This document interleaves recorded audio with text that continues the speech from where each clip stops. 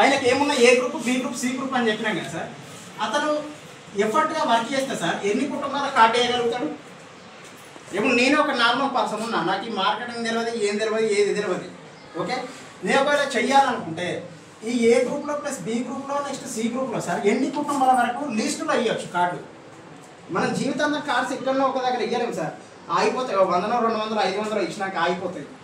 1000 cards చేసినాం ఏ గ్రూప్లో, ఆ తర్వాత కింద కింద కావు. ఆ బి గ్రూప్లో ఒక 5000 కుటుంబాలకు వచ్చి ఇప్పుడు నేను చేసిన వాళ్ళు టీం వచ్చిందంటే ఆ 5000 కుటుంబాలు అయినాక కింద కార్డు ఎవరు చేయరు. అప్పుడు మన పరిస్థితి ఏంది? ఇప్పుడు కార్డ్స్ సేల్ అవుతున్నాయి, ఏదో ఇన్కమ్ వస్తుంది, ఆ తర్వాత మన పరిస్థితి ఏంది?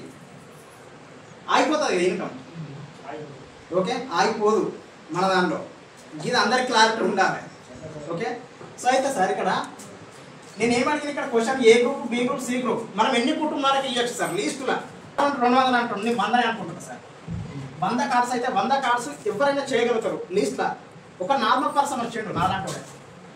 ఓకే, సో వచ్చేసి ఏ గ్రూప్ నుంచి ఒక 100 కుటుంబాలకు కార్డు ఇచ్చిండు అతను ప్లస్ అతను టీం అంతా కలిపి. బి గ్రూప్లో ఒక 100 ఫ్యామిలీస్కే కార్డు ఇచ్చిండు, సి గ్రూప్లో 100 ఫ్యామిలీస్కే కార్డు ఇచ్చిండు సార్.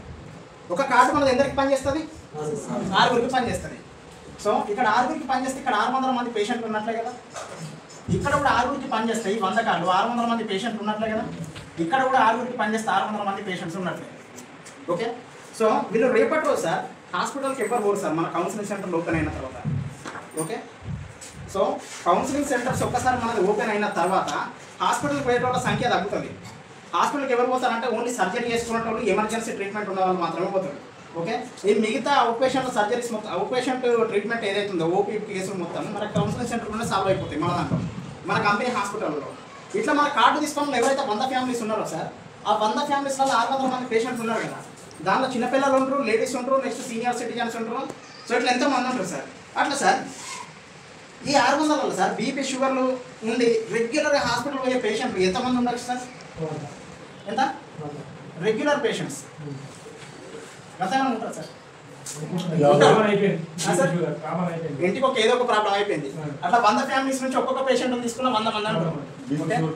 రైట్ సార్, ఇక్కడ నుంచి ఒక 100 మంది, ఇక్కడ నుంచి ఒక 100 మంది, ఇక్కడ నుంచి ఒక 100 మంది పోతున్నారు అనుకుంది సార్ మన కౌన్సిలింగ్ సెంటర్కు. ఓకే, మనది ఇప్పుడు కౌన్సిలింగ్ సెంటర్ స్టార్ట్ అయినాయి. ఇప్పుడు ఫస్ట్ బ్రాంచ్ ఇప్పుడు మన జూబ్లీ హిల్స్లో అవుతుంది, తర్వాత కరీంనగర్లో. కౌన్సిలింగ్ సెంటర్లో సార్ దీంట్లో ఏదో నార్మల్ న్యూట్రిషన్స్ వాళ్ళు వీళ్ళు ఉండరు, సర్టిఫైడ్ డాక్టర్లే ఉంటారు.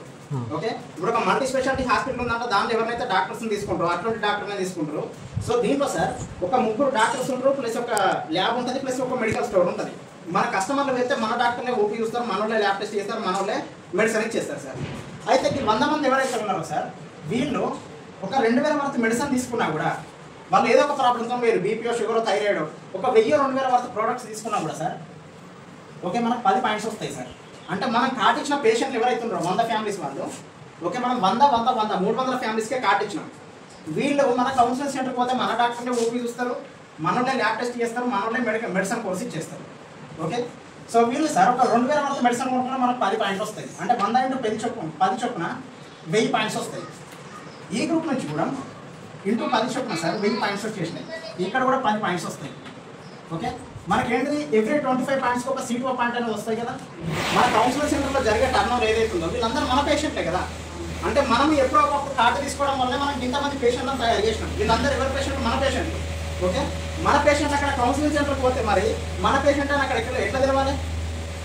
కార్డు ఉంది కదా, ఈ కార్డు పైన ఒక నెంబర్ ఉంటుంది ప్రతి ఒక్కరి. DA260487 ఉందా? ఇది కొట్టగానే ఇంకా పేరెంట్, ఇంకా ఎవరి కస్టమర్లు, ఎవరి గ్రూప్లో ఉన్నట్టు మొత్తం యాడ్ అయిపోతాయి అక్కడ. ఓకే, సో వాళ్ళు ఏదైతే మెడిసిన్ తీసుకుంటారో వాళ్ళ కార్డ్ నెంబర్ ఎంటర్ చేసి మెడిసిన్ కొంటారు. ఓకే, సో ఇట్లా సార్ 1000 పాయింట్స్ వచ్చేసినాయి. 1000 డివైడెడ్ బై 25 కొడితే సార్ ఇక్కడ 40 పాయింట్స్ వస్తాయి సార్. ఇక్కడ కూడా 40 పాయింట్స్ వస్తాయి, ఇక్కడ కూడా 40 పాయింట్స్ వచ్చేస్తాయి.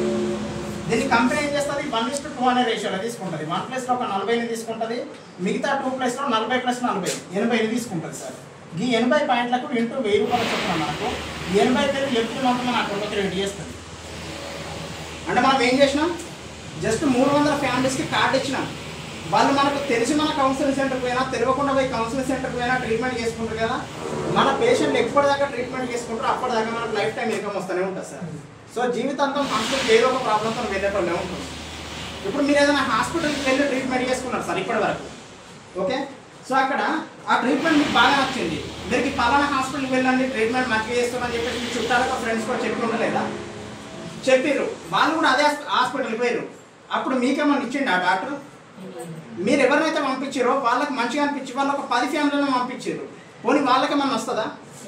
ఇక్కడ మన పేషెంట్లు ఎవరైతే ఉన్నారో సార్ వీళ్ళు లైఫ్ టైం మన కౌన్సిలింగ్ సెంటర్కి వెళ్ళి ట్రీట్మెంట్ చేసుకుంటే మనకు లైఫ్ టైం ఇన్కమ్ వచ్చేస్తుంది. ఓకే, అండ్ నెక్స్ట్ మన కార్డ్ ఎట్లా ఇస్తున్నాం ఏందనేది ఆల్మోస్ట్ అందరికీ తెలుసు. సో దీంట్లో మెయిన్గా మనకు ఒకటి direct referral income, next group city income, mentor bonus, ఈ 3 తెలుస్తుంది. అవి 3 డిస్కస్ చేసేసినాం ఆల్రెడీ. నెక్స్ట్ రివార్డ్స్ అంటే ఏంటంటే ఇప్పటిదాకా చెప్పిన మన రాయల్టీ ఇన్కమ్. ఓకే, నెక్స్ట్ దీంతో పాటు వెకేషన్స్ మన కంపెనీ ఎవ్రీ 3 మంత్స్కి ఒకసారి 6 మంత్స్కి ఒకసారి నేషనల్ ఇంటర్నేషనల్ ట్రిప్లకి ఫ్రీగా తీసుకొస్తుంది. ఇప్పుడు మనకు A group, B group, C group అని ఉంది కదా సార్. 3 గ్రూపులలో ఈచ్ గ్రూప్ నుంచి 250 పాయింట్స్ ఎవరైతే కంప్లీట్ చేస్తారో సార్ వాళ్ళకి ఇప్పుడు గోవా ట్రిప్ పెట్టింది company. Okay, so Bangkok trip పెట్టింది. అంతకుముందు మన కోర్టులో నుండి మన మెట్టల్ నుండి కూడా ఇక్కడ రాజేంద్ర సార్ స్టార్టింగ్లో మాట్లాడలేదా, ఆ పర్సన్ ఎలిజిబుల్ అయిపోయారు ఆల్రెడీ. నా టీం నుంచి 3 ఎలిజిబుల్ అయిపోయారు. సో రైట్ సార్, ఇదంతా సీట్ వైనికం ఎట్లా వస్తుంది ఏంటని చెప్పేసి బుక్లో డిజైన్ చేసేసిన. జస్ట్ ఇక తెలుగులో ఉన్న మ్యాటర్ చదువుతుంది చాలు మీకు.